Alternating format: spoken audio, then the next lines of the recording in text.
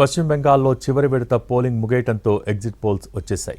4 రాష్ట్రాలతో పాటు కేంద్రపాలిత ప్రాంతం పుదుచ్చేరి అసెంబ్లీకి జరిగిన ఎన్నికల్లో గెలుపోటములపై ఆయా పార్టీలు, అభ్యర్థులు లెక్కలు వేసుకుంటున్న వేళ వివిధ సంస్థలు సర్వేలు నిర్వహించి ఎగ్జిట్ పోల్స్ వెల్లడించాయి. పశ్చిమ బెంగాల్లో టీఎంసీ ఓడిపోతుందని, బీజేపీ గెలవబోతోందని మెజార్టీ సంస్థలు అంచనా వేస్తే కేరళంలోనూ ఈసారి అధికారం మార్పు తప్పదనే సంకేతాలు ఇచ్చాయి.